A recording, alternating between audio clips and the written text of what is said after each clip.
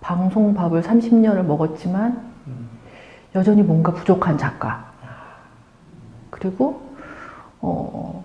어릴 때부터 교회를 거의 평생 다녔지만 늘 연약한 사람. 왜 이렇게 난 연약할까? 예수님을 정말 더 사랑하고 싶은데 왜 그 길은 이렇게 험한 걸까?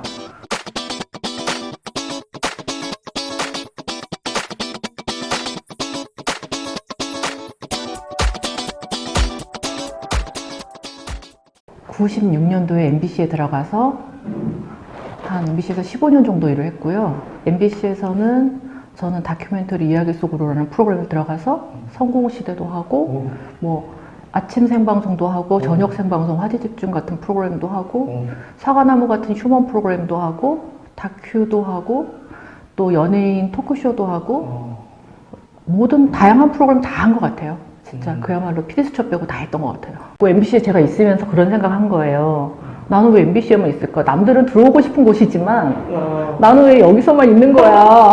다른 애들은 KBS도 가고 뭐 예를 들어서 뭐 케이블 방송 아르바이트도 하고 이러는데 나는 너무 MBC만 있는 거 아니야? 왠지 제가 좀 무능한 느낌, 한 곳에 너무 정체된 느낌, 이런 생각이어서 MBC에 있을 때 그런 생각한 거예요. 나는 나가면 모든 채널과 정말 여러 가지 일들을 다 해보고 싶어. 진짜로 MBC에 나가면 정말 여러 채널 다 해볼 거야. 이런 생각을 했는데 진짜 MBC에 나와서 KBS에 가서 라디오도 해보고 EBS에서는 우리나라 최초로 3D 다큐를 해보고 한국의 강해라는 프로그램이 있는데 그게 우리 한국 최초의 3D 다큐거든요. 제가 그걸 하고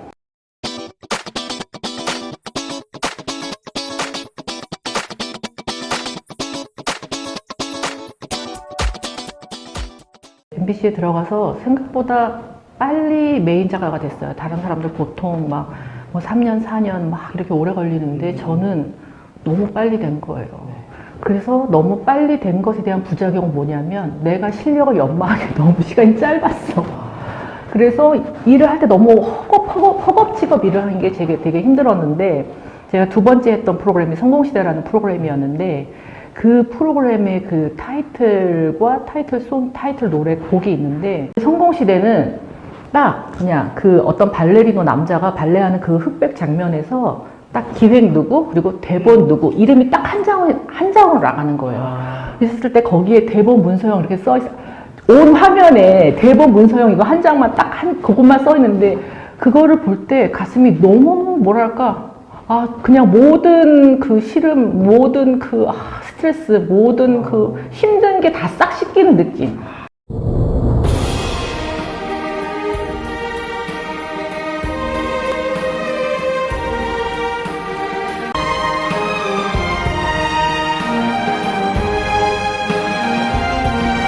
그게 아마 제가 메인 작가가 빨리 됐고 또 일하는데 굉장히 막 너무 힘들었지만 그거를 보상받는 느낌이라 그럴까? 그거를 이제 그게 아마 제가 방송생활 초반이어서 그게 제가 더 너무 좋았던 게 아닐까. 그때 이 성공시대라는 프로그램이 굉장히 인기가 좋아서 20% 30% 막 나올 때였어요.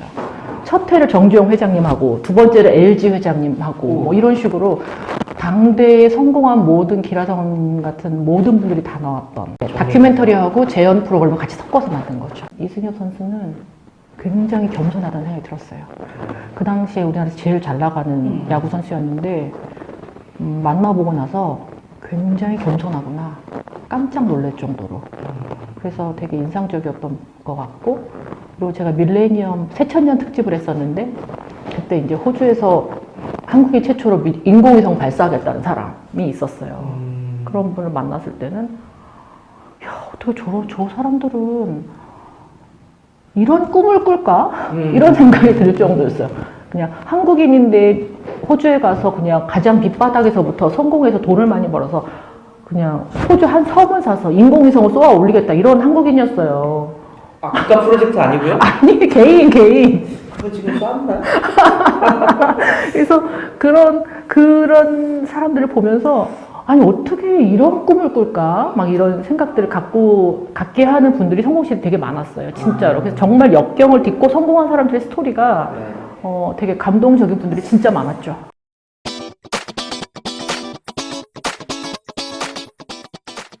그러니까 모임을 할 때 있잖아요. 예를 들어서 제가 목자로 이제 한 4년 정도 하면서 아이들을 토요일마다 밥을 한 10여 명을 밥을 해서 먹여 집에서요. 그래서 매주 토요일마다 이제 한 평균 10여 명의 밥을 이제 해 먹였는데 예를 들어서 그렇게 목장 모임을 한다 그러면 항상 뭐를 먹일까? 그래서 어떤 이야기를 할까? 또 어떻게 할까?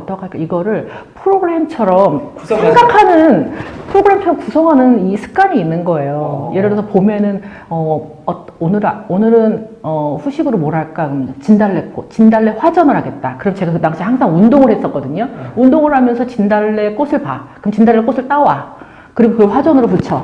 그러면서 야, 요즘에 운동하면서 이거 진달래꽃 내가 딴 거잖아 뭐 이러면서 이제 같이 화전 붙이면서 이야기하고 이런 식으로 어떤 모임이든지 가족 모임이든지 뭐든지를 이렇게 구성을 하면서 작가들이 막아뜨거나 좀 어색한 걸 못 참잖아요. 그러니까 그렇게 되지 않도록 이야기거리라든지 아니면 뭐 그런 부분들을 항상 모임이나 이런 걸 구성하는 그런 습관, 버릇이 있는 것 같아요. 아니면 어떤 낯선 곳을 갔을 때, 아니면 새로운 걸 보면, 이거 어떻게 아이템 될까? 이런 생각을 먼저 그냥 너무 자동적으로, 이거 어떻게 하면 이거 아이템이 될까? 아니면 이거 이렇게 해보면 아이템이 될까?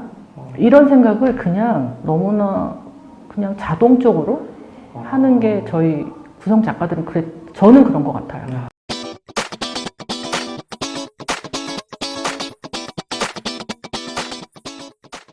어느 날 후배가 전화 와서 언니 있잖아요. 언니가 하고 싶어하는 그 프로그램 있잖아요. 그 프로그램 작가 구한대요. 내가 그래? 그거? 뭐? 아니 언니 기독교 걔는 이거 모르니까 기독교 방송 그거 있잖아요. 언니가 그거 하고 싶어 한 거요. 그래서 내가 새롭게 하소서? 그랬더니 네 언니 거기서 작가 구한대요. 그래서 내가 오 그래? 언니 거기서 지금 빨리 넣어보세요 언니. 막 이러는 거예요. 이력서를 써서 보냈는데 이제 됐죠. 작가 커리어에는 전혀 도움이 되지 않는 프로그램이지만 저는 그 프로그램이 너무나 하고 싶었기 때문에 MBC에 있을 때 옥상에 올라가가지고 기도를 좀 제가 많이 했어요. 날마다 이렇게 좀 때를 정해놓고 기도하면서 하나님 방송국에는 왜 이렇게 예수님 믿는 사람이 없을까요? 하나님 정말 제가 그때 당시에 이제 주일학교 교사하고 이랬었는데 방송하면서 애들이 다 신기하게 쳐다봤어요. 언니 어떻게 방송 일을 하면서 주일을 지키고 주일학교 교사를 할 수가 있어요. 이런 이야기를 되게 많이 들었고 제 주변에 진짜 믿는 애들이 거의 한두 명 찾아보기 어려울 정도였어요. 작가들 중에도 그렇고 뭐 PD들도 그렇고. 근데 저는 방송국 안에서 함께 기도하는 그리고 함께 교제할 수 있는 작가가 있었으면 크리스천 작가가 있었으면 너무 좋겠다고 생각을 했어서 그 10층 비상계단으로 올라가서 옥상에 올라가서 한동안 기도를 많이 했죠. 제가 하나님 믿는 크리스천 작가를 좀 보내주셔서 같이 기도하고 교제하고 또 말씀도 보고 그럴 수 있었으면 너무 좋겠다고. 그러면서 그때 거기가 옥상에 올라가면 여의도가 다 보이잖아요. 이 여의도가 한국의 경제와 또 정치와 문화, 미디어의 중심지잖아요. 그래서 하나님 정말 한국의 정치와 또 경제와 미디어의 중심인 이 여의도에서 하나님을 사랑하면서 그 하나님의 사랑으로 이 땅을 이렇게 뭔가 지킬 수 있는 그리고 또 변화시킬 수 있는 그런 하나님의 사람들이 이곳에 많이 있었으면 좋겠다고 라고 제가 계속 기도를 했었거든요. 그래서 제가 그 새롭게 하소서 할 때도 그런 사람들을 만나고 싶었어요. 각 분야에 있는 다양한 일을 하는 다양한 분야에 있는 다양한 직업군에 있는 크리스찬들을 너무 만나고 싶었어요. 저는 MBC에 있으면서 거의 못 만났으니까 그래서 그러면 내가 찾아가서 만나리라. 그래서 저는 이제 새롭게 와서 됐을 때 가서 보니까 이제 작가실 딱 가서 보니까 그 달력에 다 이제 뭐 며칠 방송은 어느 목사님, 어느 목사님, 어느 목사님, 어느 목사님, 어느 목사님, 어느 목사님, 어느 선교사님, 어느 선교사님 이렇게 돼 있어서 나는 평신도 사역자들을 하고 싶다. 다양한 분야에 있는 크리스찬들을 만나서 그분들이 어떤 고민을 하고 또 어떤 비전을 갖고 살고 있는지 난 들어보고 싶다. 그래서 저는 그렇게 했죠. 그리고 또 하나는 나는 전화하지 않겠다. 직접 다 만나겠다.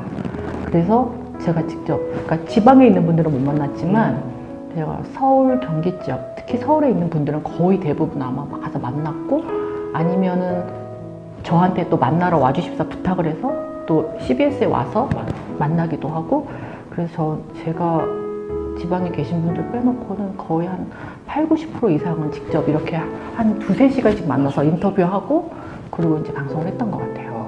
그래서 그 시간이 저한테는 굉장히 값지고 너무 감사한 시간.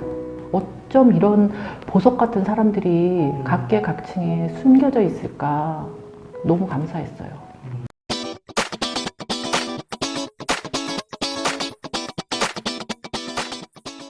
저희는 증조 할머니 때부터 제가 살이 째고 저희 엄마 아빠는 젊었을 때 교회를 다니지, 아빠는 잠깐 교회를 끊으셨던 거죠. 그런데 그래서 저희 집에서는 제가 처음으로 8살 때 교회를 가긴 했지만 저희 이제 친가 쪽으로 4대째예요. 아빠도 교회를 다니셨었고, 보통 청년대 남자들이 교회 안 가는 시기들이 있잖아요. 그러니까 결혼하고 그때 아빠 교회를 안 다니셨던 거예요. 교회를 끊으셨던 거예요. 그래서 우리 식구, 5식구 중에서 제가 처음으로 이제 교회를 갔는데, 8살 때 교회를 갔는데, 저는 교회가 너무 좋았어요. 어릴 때부터.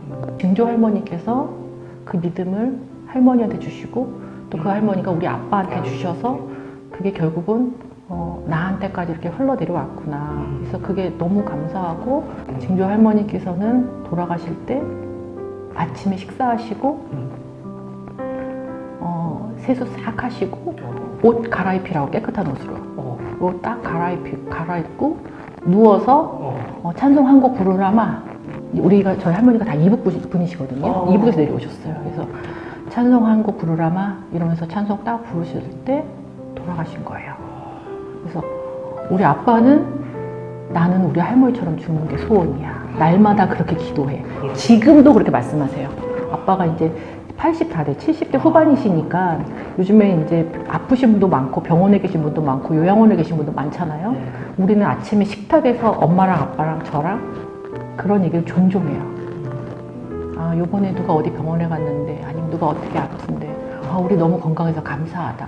나는 우리 할머니처럼 데려가 달라고 매일 기도한다, 아빠가. 그렇게 말씀하시거든요. 그러니까 그런 믿음의 배경이 있어서 저는 제가 원하지 않았지만 하나님의 은혜로 그냥 교회가 너무 좋은 사람이 되지 않았을까? 저 그런 생각을 해봐요. 근데 제가 교회 다닐 때는 주일학교도 아침에 주일학교 가고 주일학교 오후 뭐 3시인가 3시 몇 시 이런 식으로 오후 예배가 따로 있었어요. 주일학교 오후 예배가 따로 있었어요. 근데 그렇게 가고 교회도 성경책 읽으러 가고 모르겠어요. 저는 그냥 교회가 너무너무 좋더라고요. 제가 재수를 할 때 되게 힘들었던 시기였는데 그때가 교회에서 부흥회를 했어요. 제가 부흥회를 참석했어요. 부흥회를 참석하면서 그게 부흥회 마지막 날이었어요. 오늘부터 이제 40일이 지나면 이제 새해 1월 1일이 되니까 40일 새벽 기도를 하라 그러는 거예요. 그래서 40일 새벽 기도 같은 소리 하고 있네. 아니, 왜냐면 교회를 또 차를 타고 가야 되거든요. 집 앞에 있는 교회도 아니고. 에이, 40일 무슨 새벽 기도 그런 거는 뭐 꿈도 안 꿨죠. 근데 그날 새벽에 제 일생 처음이자 마지막으로 제가 하나님의 육성을 들은 거예요. 진짜로. 너무 깜짝 놀라니까. 아주 그냥 짧은 한마디셨어요. 근데 그게 너무 귀에서 그냥 어떻게 말로 표현할 수 없을 정도로 웅장하면서 따뜻하면서 위험이 있으면서 굉장히 큰데 무섭지 않고 그런 음성을 듣고 아, 내가 40일 새벽 기도를 하겠구나. 정말 40일 새벽 기도를 했고 이제 그러면서 이제 학교 과도 제가 이제 문예창작과를 갔는데 이제 그렇게 기도하면서 이제 학교 과도 정하고 그렇게 갔는데 아마 지금 생각해 보면 제가 그렇게 뭐 영적인 어떤 체험을 하거나 이런 능력이 있거나 이런 게 전혀 없는 사람인데 하나님께서 인생에 뭔가 좀 어렵거나 아니면 힘들 때나 이럴 때 변치 않는 믿음을 가지라고 저한테 선물로 이렇게 한번 들려주신 게 아닐까? 평생 살면서 그때 말고 들어본 적도 없고 아무것도 없으니까 너무 선명한 음성이어서 그때 지금도 생각해요. 하나님은 정말 살아계신다. 정말 그냥 하나님 믿어진다. 너무 감사하다. 그래서 근데 가끔 내가 그때 그 음성을 듣지 않았어도 지금의 믿음을 지킬 수 있을까 생각하면 잘 모르겠어요. 지킬 수 있을 수도 있고 아닐 수도 있지만 너무나 선명한 하나님의 음성이 저를 더 믿음의 동력을 주는 게 아닌가 이런 생각도 들고 더 확신도 주고 하나님 살아계시다는 그런 저한테는 결정적인 계기가 있었던 것 같아요.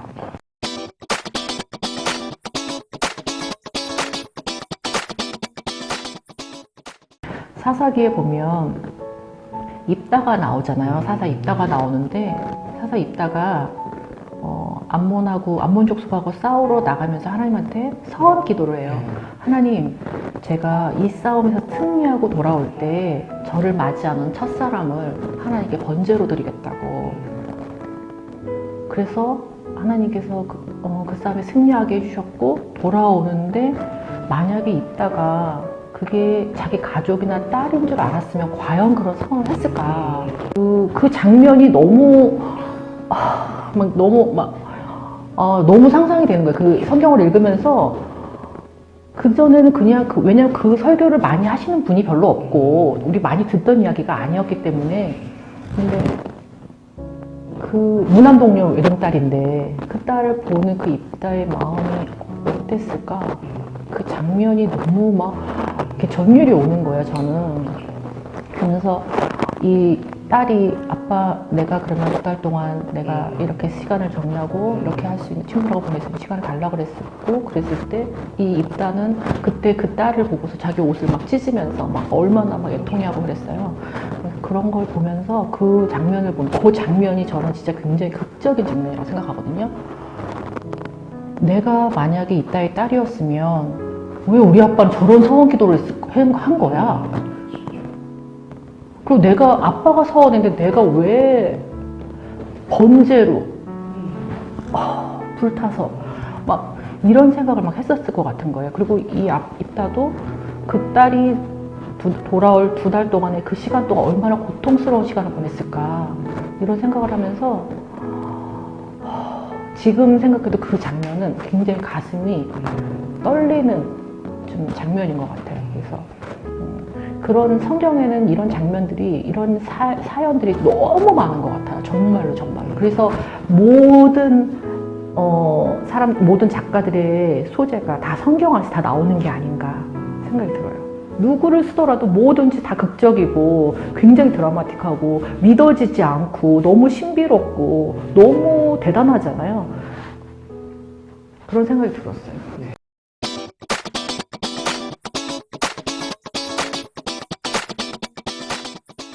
2020년도에 제 인생에서 가장 힘든 시간이었을 것 같아요.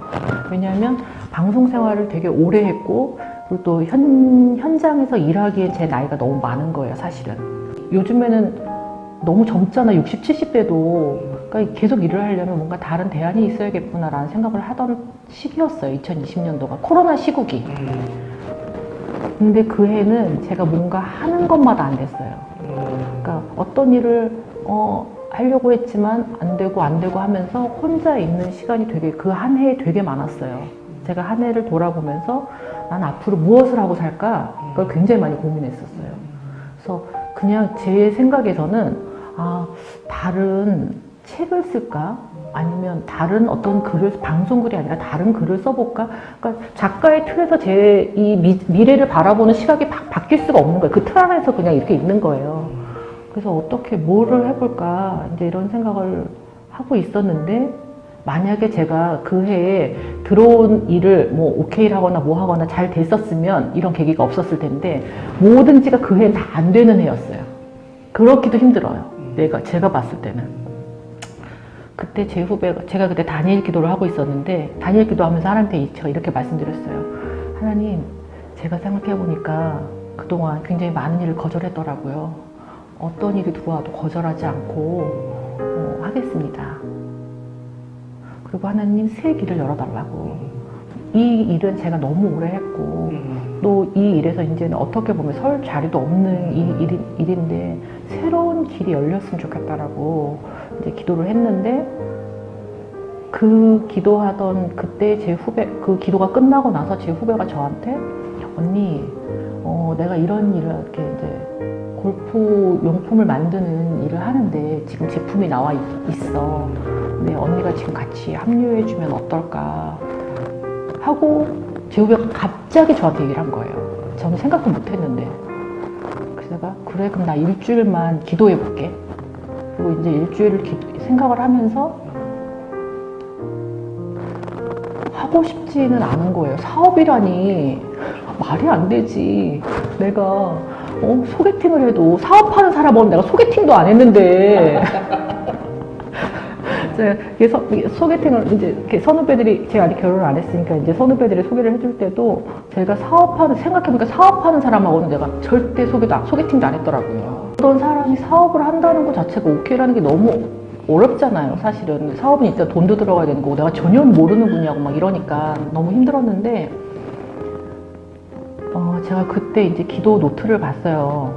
내가 단일 기도를 하면서 이제 메모를 하니까 기도 노트를 봤더니 거기에 그 기도 노트에 전혀 기억나지 않은 두 가지가 있는 거예요. 하나는 어떤 그림이 그려져 있더라고요. 나무에다가 이렇게 나무에 열매가 이렇게 있는 그림이 그려져 있어요. 이게 무슨 거 뭐야 이거 나 기억이 안 나는데 이러고 있었는데 제 후배가 한다는 그 브랜드명이 에츠하임이라고 히브리어로 생명나무란 뜻이래요. 근데 제가 나무를 그려놓은 부분이 있었고 또 하나는 이것도 기억이 안 났어. 하나님 제가 다시는 어떤 일도 노하지 않겠다고 하고 들어온 첫 번째 일인 거예요. 그 일이. 그래서 내가 이거 어떻게 해야 될까 고민을. 그러니까요. 이럴 때 너무 막 갈등이 되는 거야. 이건 내가 하고 싶지는 않은 일인데 이게 이렇게 기록에 남아 있는데 이걸 어떻게 해야 될까? 제가 사실 서원기도를 진짜 안 좋아해서 아니 그거 있잖아요. 왜 엄마가 아들을 하나님께 바친다고 아니 엄마가 엄마가 왜 아들 기도를 왜 엄마 기도를 하냐고. 제가 그런 기도 엄청 싫어하거든요. 그래서 사람들이 막 믿음이 너무 뜨거워서 막 서원 기도할 때 아니 저 선교사로 나가겠습니다. 뭐 할 때도 나는 지키지 못할 약속은 할 수가 없어. 절대 서원기도 이런 거는 못해. 그래 이게 하나님 나를 인도하시는 건가 보다. 내가 그냥 하라고 했으면 절대 예스 할 수 없는 일이니까 이렇게 빼박으로 증거를 남기 위해서 하나님이 인도하시는 건가 보다 하고 제가 사업을 시작을 하게 됐고 그래서 일주일 후에 제 후배한테 예스라고 대답을 하려고 나갔는데 제 후배가 자기가 만든 제품을 싹 갖고 나온 거예요. 그래서 내가 그랬지. 너 상당히 기분 나빠. 내가 예스 할 줄 어떻게 내가 노 할 수도 있잖아. 근데 왜 다 갖고 나온 거야? 그랬더니 언니 나는 언니가 예스 할 거라고 생각했어.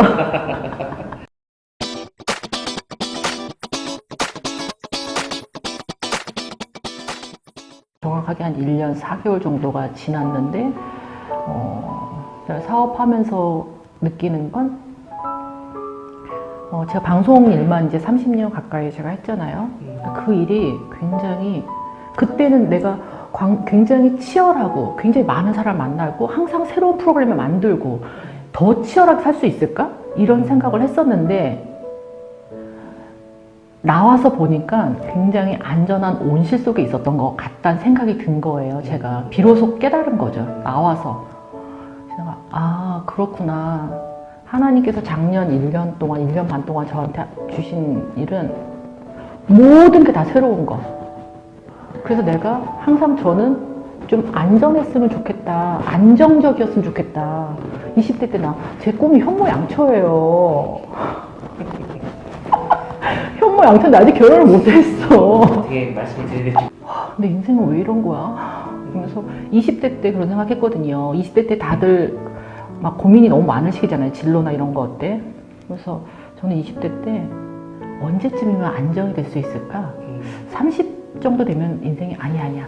그래도 40에는 인생이 안정적으로 뭔가 어떤 안정적인 일을 하고 또 안정적인 가정을 이루고 안정적인 생활을 하고 있을 거야 라고 생각했는데 지금도 그렇지 않은 것 같은.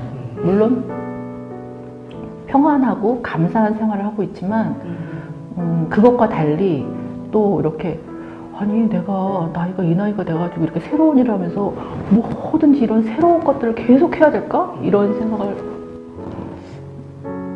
했는데 감사한 거는 이 나이에 새로운 거를 도전할 수 있는 상황을 하나님 열어주셨다는 거.